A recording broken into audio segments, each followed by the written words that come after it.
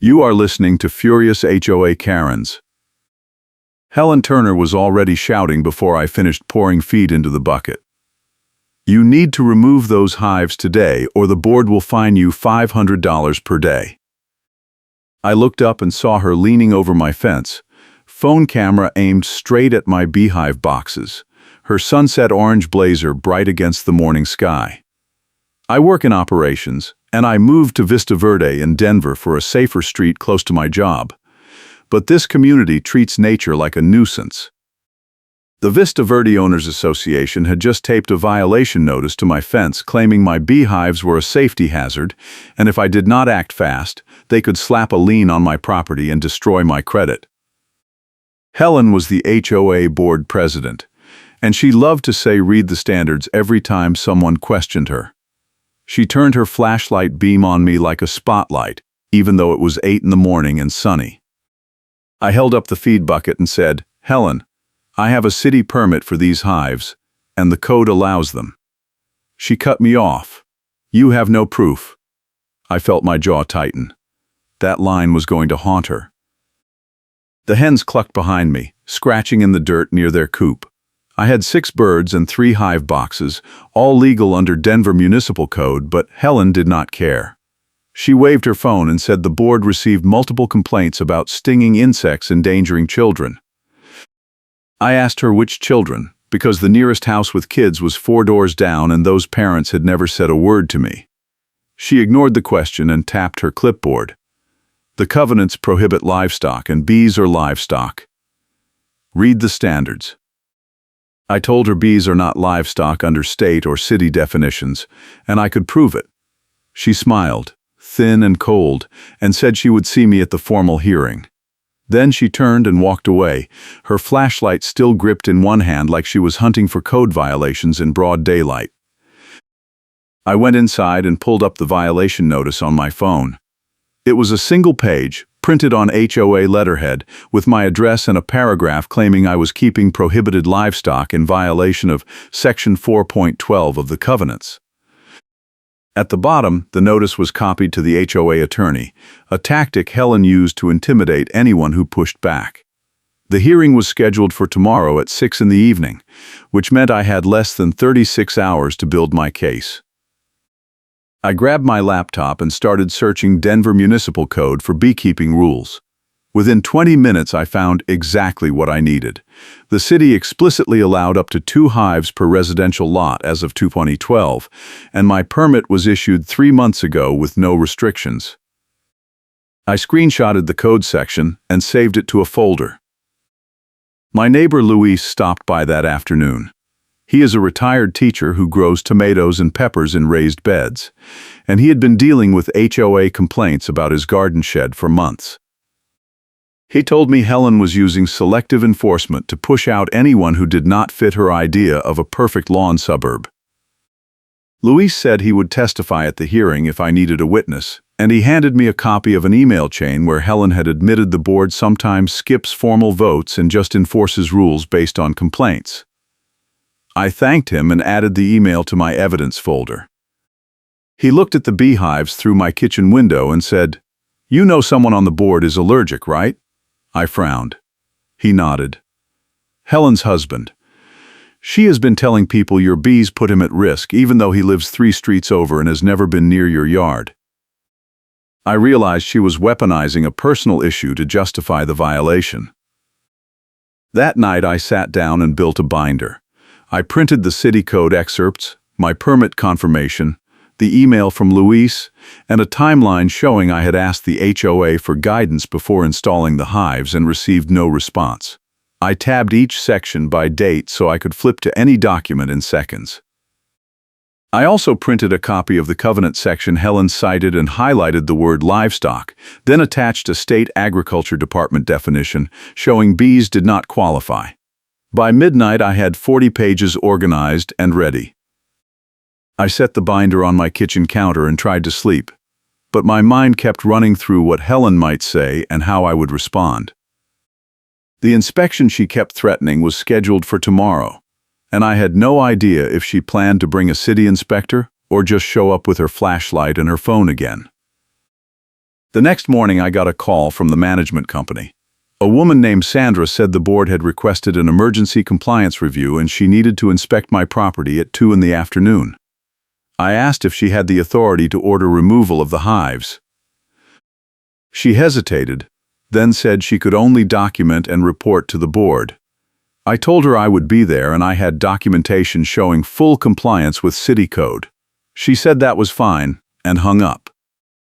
I took a half-day off work and spent the lunch hour walking the backyard with my phone, filming the hives, the coop, the fencing, and the distance to neighboring homes.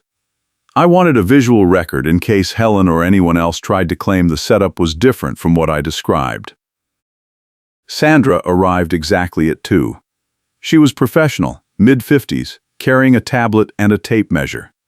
She measured the distance from the hives to the property line, took photos, and asked to see my permit. I handed her a printed copy. She scanned it, nodded, and made notes on her tablet. Then she asked if I had received complaints from neighbors. I said no direct complaints, only the HOA notice. She looked uncomfortable and said, off the record, the board sometimes interprets covenants more strictly than the legal text supports. You should bring everything you have to the hearing tonight. I thanked her. She left, and I felt a tiny bit of relief. At least the management company was not blindly backing Helen. I arrived at the clubhouse banquet room 10 minutes early. The space was set up with a long table at the front for the board and folding chairs in rows for residents. Helen sat in the center, flanked by 2 other board members I barely knew. Her sunset orange blazer matched the one she wore yesterday, and her flashlight sat on the table in front of her like a gavel. I took a seat in the second row and placed my binder on my lap. A handful of other residents trickled in, including Luis, who gave me a nod and sat 1 row back. Helen called the meeting to order at 6 sharp and said the first item was a compliance matter regarding prohibited livestock at my address. She read the violation notice aloud, then looked at me and said, "You have 5 minutes to respond." I stood and opened the binder to the first tab. I said, the City of Denver explicitly permits up to 2 beehives per residential lot under Municipal Code Section 8-5-3, adopted in 2012. I have a valid permit issued in September. I handed a copy of the permit to the board member on Helen's left. Helen leaned forward and said, "The covenants prohibit livestock. Read the standards." I flipped to the next tab and said, "The State Agriculture Department defines livestock as cattle, swine, sheep, goats, and poultry. Bees are not included." I handed her the definition sheet. She glanced at it and pushed it aside. She said, "The board has discretion to interpret health and safety risks. Multiple residents have complained." I asked her to name one resident. She did not answer. I said, "You told me yesterday you have no proof." She flushed. One of the other board members, a man in his 60s, said, "We received an email complaint. I asked to see it." He looked at Helen. She said, "Complaint details are confidential." I told her that was convenient. Luis raised his hand from the back and said he had seen no bees near his property, and he supported my hives. Another resident, a woman I recognized from the neighborhood garden club, said she had walked past my yard and saw no safety issue. Helen cut them off and said the board was not taking testimony from non-parties. I said, "Then let me finish." I flipped to the email Luis gave me and read aloud the line where Helen admitted the board sometimes enforces rules without formal votes. I said, "This hearing is supposed to be about compliance, but it looks like selective enforcement based on personal preference." Helen stood up, her chair scraping the floor. She said, "You are out of order." I stayed calm and said, "I told you I had proof you could not explain. I am just getting started." Helen sat back down and whispered to the board member next to her. Then she said the board would take the matter under advisement and issue a written decision within 10 days. I said, "That is not good enough. The notice threatens $500 per day starting tomorrow." She said, "The fine is suspended pending the decision. I asked for that in writing." She sighed and nodded to the man on her left, who typed something on his laptop. I sat down. my heart pounding. I had pushed back hard, but I knew Helen was not done. After the meeting ended, she walked past me without a word, but I saw her pull out her phone and start texting before she reached the parking lot. 3 days later, I got a letter from the HOA attorney. It was 2 pages, printed on law firm letterhead, demanding immediate removal of the Beehives and threatening legal action if I did not comply within 7 days. The letter cited nuisance provisions, health and safety concerns, and alleged violations of county zoning rules that did not even apply to my area. I read it twice, then called a real estate attorney I knew from work. She reviewed the letter and said it was a scare tactic with no legal basis, but responding would cost me time and money. She suggested I file a formal appeal with the management company and request a board vote on the record. I did exactly that. I emailed Sandra with a copy of the attorney letter, my binder documents, and a request for a recorded vote at the next board meeting. She replied within an hour saying she would forward my appeal to the board, and the meeting was scheduled for 2 weeks out. During those 2 weeks, Helen ramped up her campaign. She posted on the neighborhood portal claiming my hives were attracting aggressive bees and putting residents at risk. I took screenshots of every post. One night I saw her flashlight beam sweeping my backyard from the alley behind my house. I stepped outside and asked what she was doing. She said she was inspecting for code violations. I told her she was trespassing and I would call the police if she did not leave. She left, but the next morning I found a new notice taped to my gate claiming I had exceeded the allowed number of hens. I counted my birds. I had 6, and the city limit was 8. The notice was false, and I added it to my evidence folder. Louise told me Helen had contacted the county health department and requested an inspection of my property for unsanitary conditions. The inspector showed up unannounced on a Saturday morning. He was polite, thorough, and spent 20 minutes checking the coop, the hives, and the surrounding area. He found no violations and told me my setup was cleaner than most he had seen. He handed me a report on the spot, stamped and signed, stating full compliance with health codes. I made 3 copies and added 1 to my binder. I also sent a copy to Sandra with a note saying the HOA's claims were not supported by any official inspection. The week before the board meeting, I got a surprise. Sandra called me and said the management company had reviewed my appeal and found that the rule Helen cited did not actually prohibit bees. She said the covenant language about livestock was written in 1987, before Denver allowed urban beekeeping, and the board had misapplied it. She offered to send me a letter confirming my compliance if I agreed to keep the hives maintained and avoid creating a nuisance. I said yes, immediately. She said the letter would go out the next day, and the board meeting would address the formal retraction of the violation. I felt a wave of relief, but I also knew Helen would fight this. She did. At the board meeting, held again in the clubhouse banquet room, Helen argued that the management company had overstepped and the board had final authority. Sandra attended via Zoom and calmly explained that the covenants gave the management company the right to interpret rules and issue compliance letters. Helen said the board could override that interpretation. Sandra said they could, but they would need a formal vote and legal justification. Helen looked at the other board members. Neither of them spoke. I raised my hand and said I had additional evidence. Helen said, "We have already heard your case." I said, "This is new." She sighed and told me to proceed. I opened my binder and pulled out a printout I had been holding for exactly this moment. I said, 2 weeks ago, Helen posted on the neighborhood portal claiming my bees were aggressive and dangerous. I took screenshots. Then I checked the portal edit history, which is public for board members. I found that Helen edited her post 3 times after I filed my appeal, each time adding new claims that were not in the original complaint. I passed printed copies of the edit history down the table. Each page showed the timestamp, the original text, and the revised text. Helen's face went pale.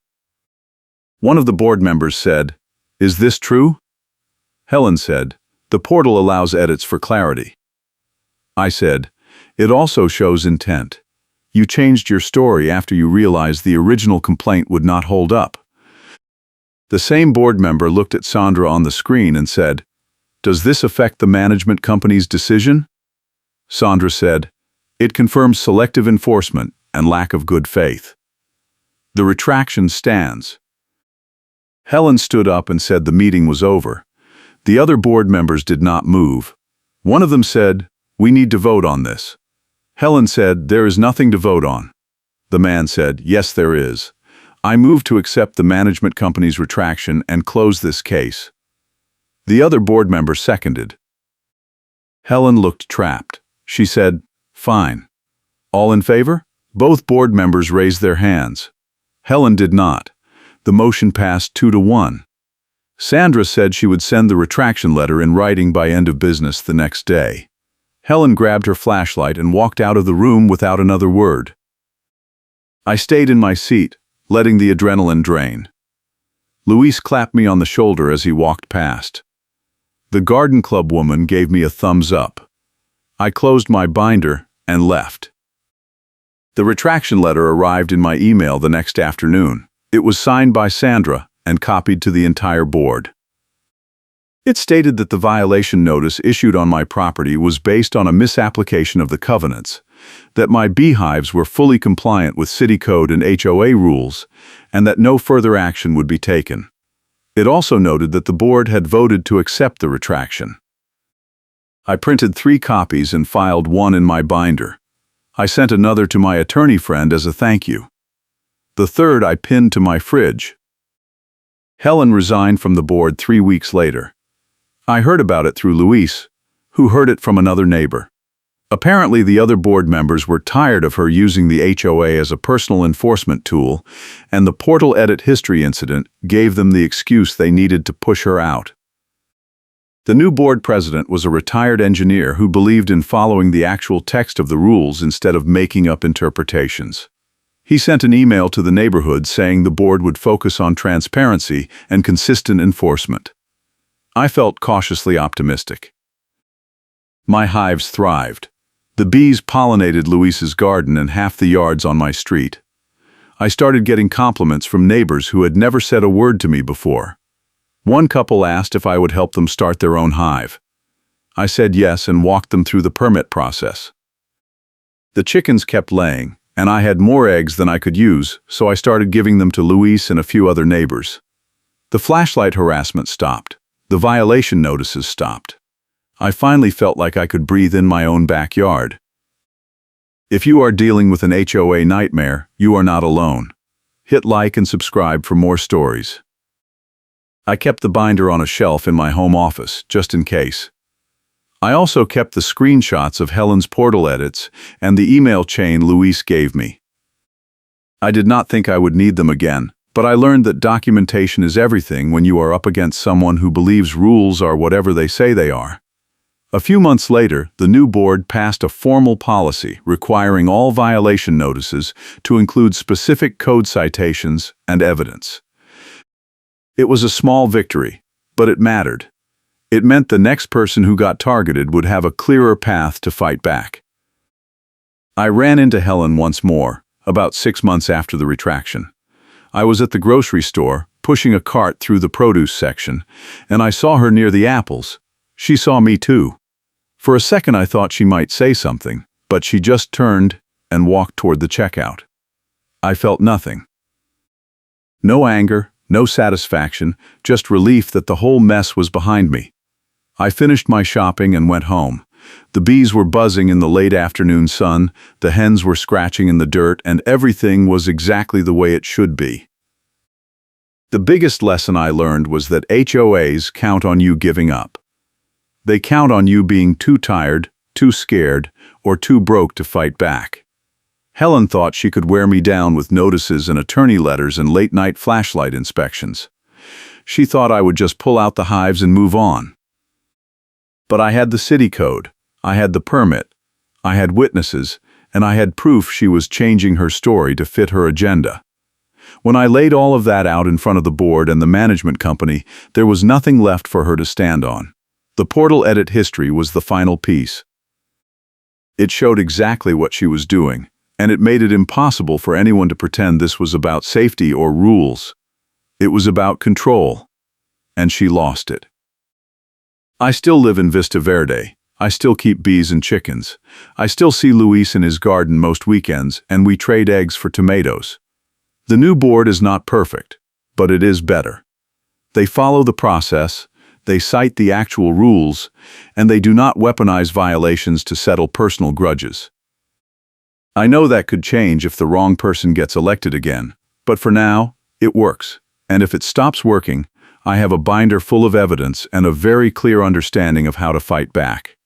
Helen taught me that, even if she did not mean to. The hives are still there, right where they have always been. The chickens are still laying. The neighbors are still friendly, or at least neutral, which is good enough. And every time I walk past that spot on the fence where Helen taped the first violation notice, I remember the moment I decided I was not going to roll over. I remember opening that binder in front of the board and watching her realize she had no way out. I remember the look on her face when I passed those printed pages down the table and the edit history timestamp stared back at her. That moment made everything worth it. Thanks for watching, and I will see you in the next HOA story.